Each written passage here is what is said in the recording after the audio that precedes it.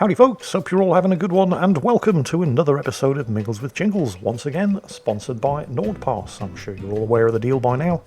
Head over to nordpass.com/jingles and use code JINGLES, link down below in the video description, to get yourself a 2-year NordPass premium plan plus 1 month for free. And if you try it and you don't like it, although I'm reasonably confident that you will, it's all covered by their no questions asked 30-day money-back guarantee. So, why do I need a password manager, Jingles? Well, you don't. Bloody hell, Jingles, you're not very good at this advertising thing, are you? Well, but it's true. Nobody needs a password manager. It's not difficult to come up with a really good password that isn't just password or 1, 2, 3, 4, 5, 6, 7, 8, 9. You just pick 3 completely unrelated words at random. Let's say, for example, Orange Centurion Autumn. There you go. That's your password. Nobody's going to guess it. And it's reasonably easy for you to remember. As long as that's the only one that you have to remember. Because what you don't want to be doing is using that same password on every website that you have a login. Because then one of them gets breached and all of them are vulnerable. So you make another one. Let's say Purple Passionate Castle. And then another one. And another one. And suddenly it's not quite so easy to remember, is it? That's where a password manager comes in handy. You can take that one password that's relatively easy to remember because it's so distinctive and yet almost completely unguessable, and use that as the master password for NordPass, and then NordPass takes care of everything else. You don't have to use a password manager, but I think we can all at least agree that it does make things a lot more simple and a lot more secure. So, nordpass.com/jingles and use code JINGLES to get yourself a 2-year NordPass premium plan plus 1 month for free, all covered by NordPass's 30-day no questions asked money back guarantee. Right, well, a couple of announcements to make before we start on with the main event. First, as you can probably tell from my voice, I am full of cold and feeling absolutely miserable, so hooray for me. This may be a shorter than average episode of Mingles with Jingles as a result, because I'm just not feeling very well, but we'll see how it goes. Secondly, next week on Sunday, the first Sunday of the month, December, is going to be the Salt Mines Discord Q&A. It's basically an Ask Me Anything where you can turn up, post your questions, and ask me whatever the hell you like. We try to do this once a month, usually on the first weekend of the month, which means next Sunday. You must obviously be on the Salt Mines Discord server for that, link in the video description. Oh wow, my throat. Excuse me. Yeah, like I said, not feeling too good. And that will be, if you can't make it, because it happens quite early in the morning UK time, 11 AM UK time on the Salt Mines Discord Q&A. And if you can't make it, don't worry, it will be saved, assuming I remember to turn the recording on, and it will be going up as next week's episode of Mingles with Jingles. And the final announcement that I need to make is news of my upcoming Christmas break. It's traditional at this time of the year for me to do 2 things. 1, take 2 weeks off, and then 2, be completely shit at taking 2 weeks off and still post videos anyway. But the plan is for me to take my Christmas break starting on the 19th of December and then back on Monday the 2nd of January. So we'll see how that one goes as well. Right, so what's been going on? Well, there's some fantastic news, actually some really, really good news for anybody who has bought into the beta test, early access, whatever the hell they're calling it, of Warhammer 40,000 Darktide. First, Fat Shark just confirmed on Twitter that they're not going to be doing a progress reset. So if you have been playing and you're worried that you're going to have to restart again on the 30th, 2 days from now when the game goes into full release, you don't have to worry. Fat Shark have just confirmed. I mean, they said they always wanted to do this, but they reserved the right to reset progress just in case they needed to mess around with the progression system. Well, they just announced on Twitter that that is not going to be the case. You will be able to keep your progress. There are 2 other pieces of Darktide news, however, and they're both kind of related to each other. The principal complaint that I think most people have had with Darktide was that there was no crafting system in the same way that there was in Vermintide 2. With getting gear upgrades largely being a matter of RNG, whatever was available in the store at the time, which reset on an hourly basis or something like that. And if between missions there just happened to be nothing useful for you at the store, then you basically weren't getting any upgrades. And people were complaining that why couldn't they have some kind of crafting system in the same vein as Vermintide 2? Well, they've just introduced a crafting system in the same vein as Vermintide 2. So you'll be able to salvage any gear that you don't like or don't need, and manufacture stuff that you do need if there isn't anything available in the armory at the time that's suitable for you. So that's great news.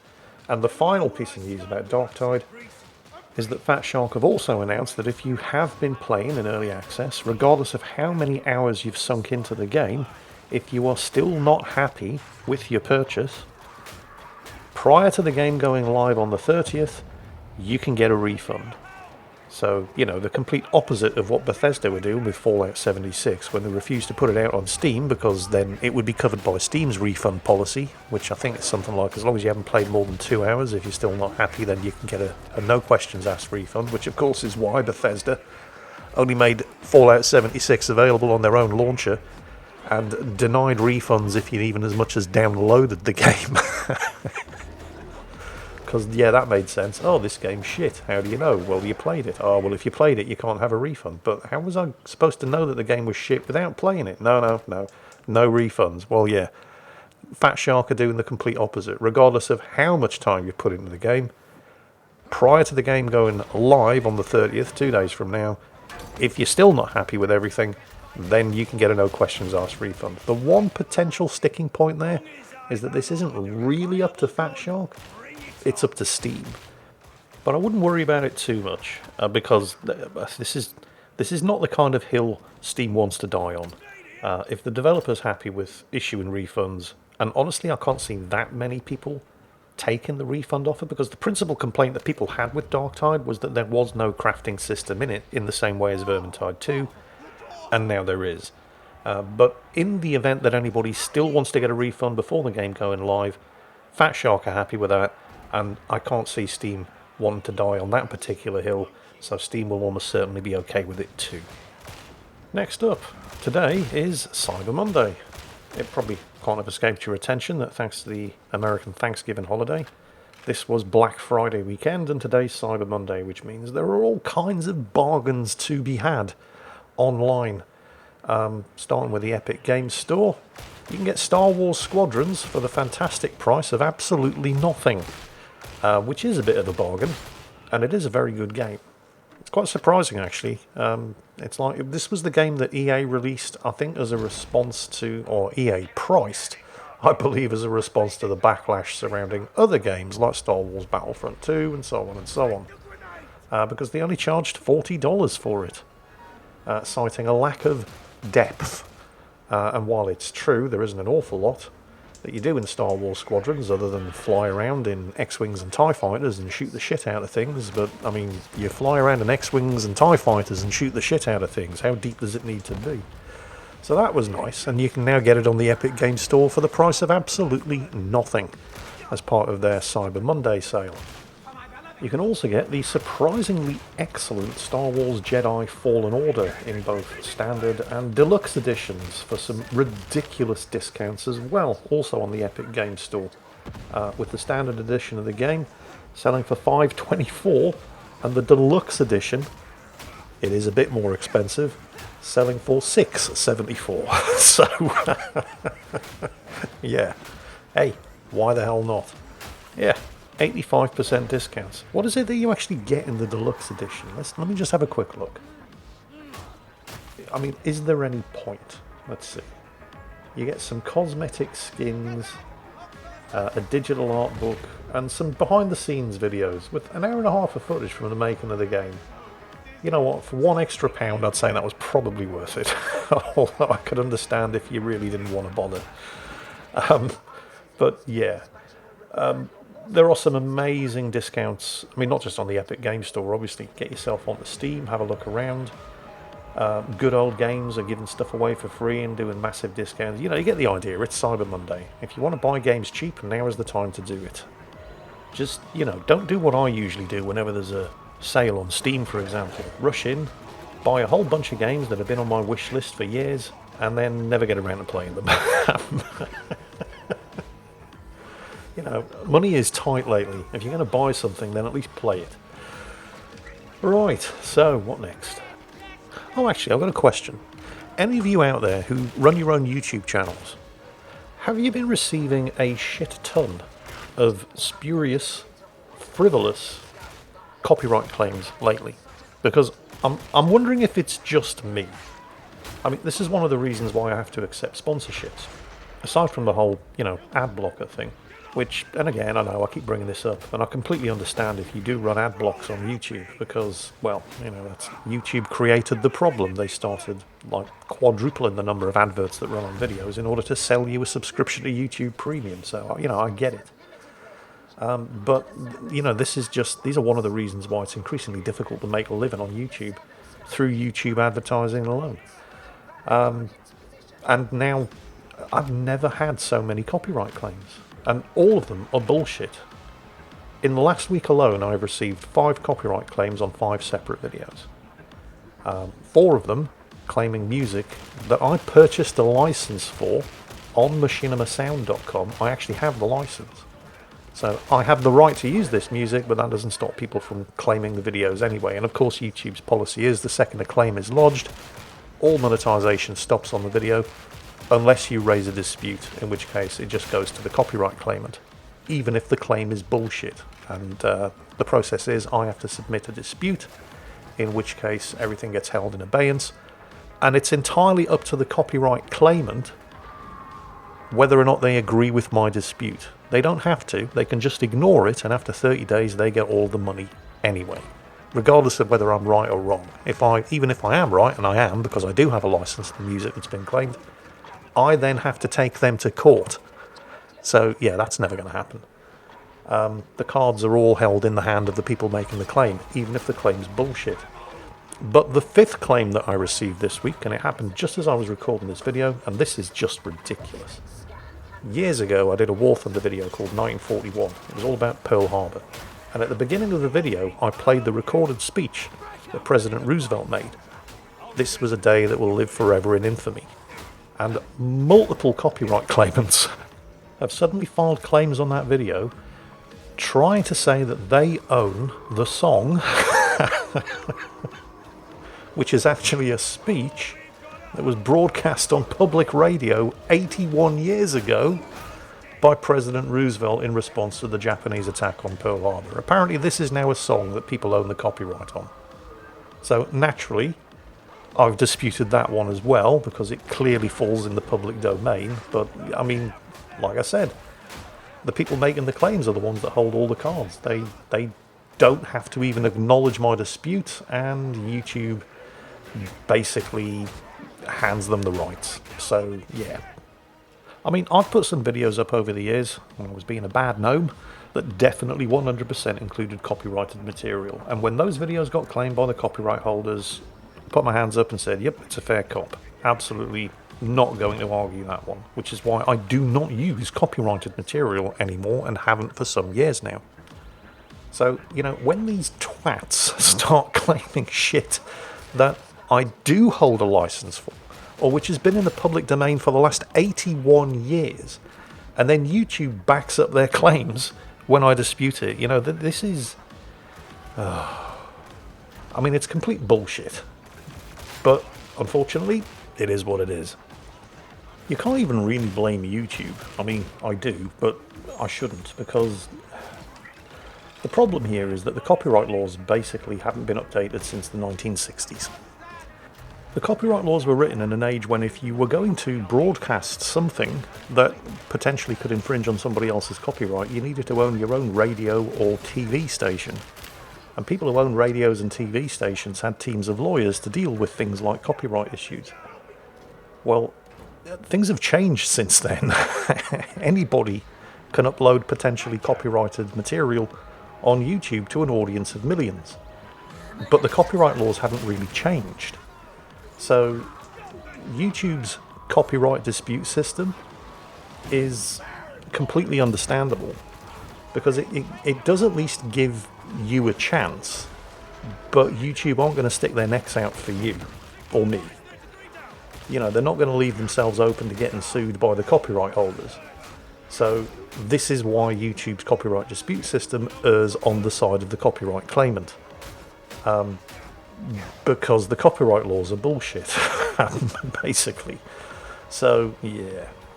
But the situation is that I can't even use stuff that I hold the license for because people are going to claim it anyway. And when they do claim it, all they have to do is ignore my dispute, even if I'm in the right and they're going to win. And I can't earn a living. Yeah. I mean, YouTube do try. Got to give them this much. They do have a large library of royalty-free music tracks that you can stick into your videos. So YouTube do try to do what they can for the individual creator, like me. But let's just say the deck is not stacked in my favour. In fact, I've just had to stop using music from certain sources that I do hold the rights for. Like anything that I bought from MachinimaSound.com, because it just keeps getting claimed even if I do hold the license. I'll tell you what, if you are in the market, aside from using the public domain stuff that YouTube provides, if you can't find anything suitable, the one source that I have never gotten a copyright claim over is from a royalty-free music service called epidemicsound.com. I have never had any of their music claimed.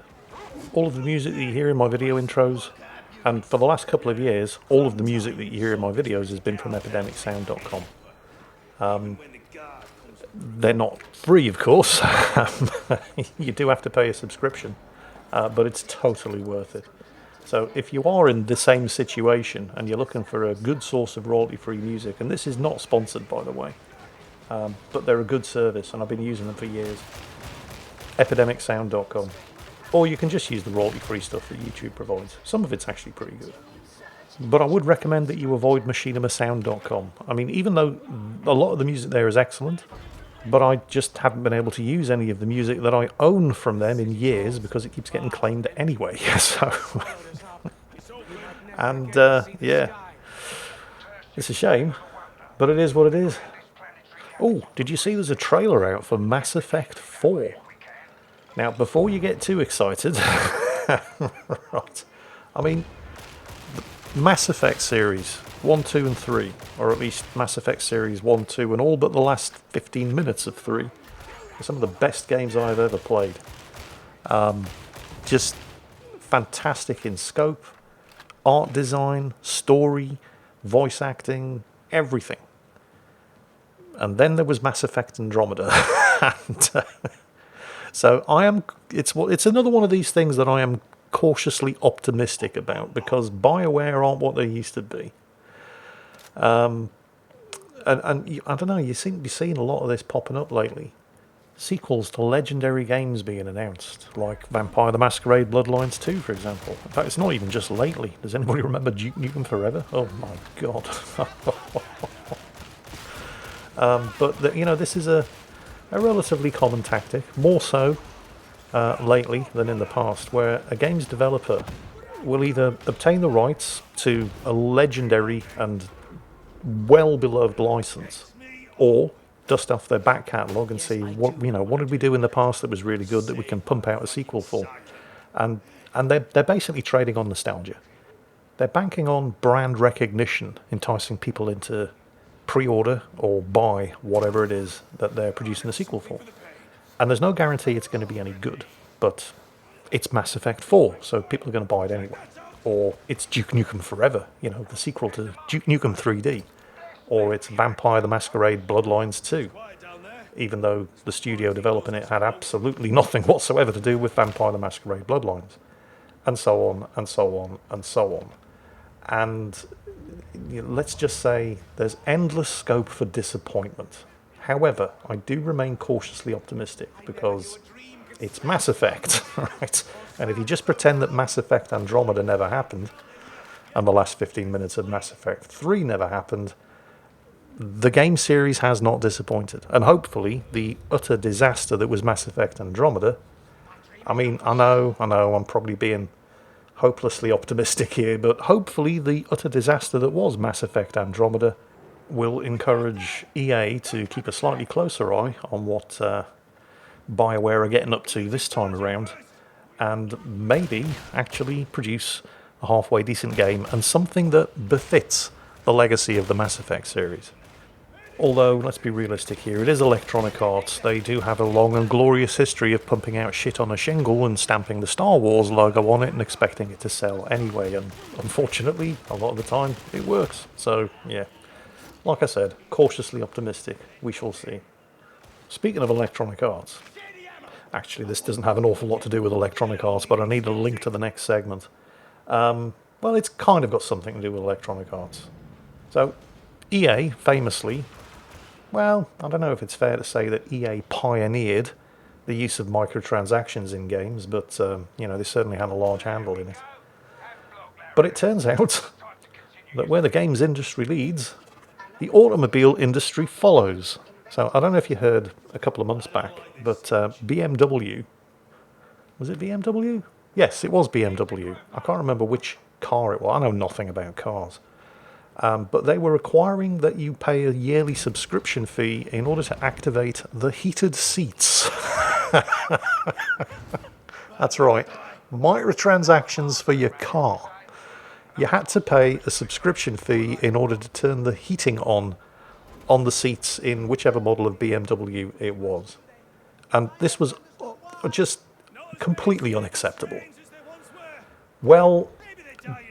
It turns out that Mercedes thought, ooh, this sounds like a good idea. Now, I am not making this shit up, alright? This is absolutely 100% true. I would not lie to you. Mercedes are now offering owners of their EQ or EQS electric car the opportunity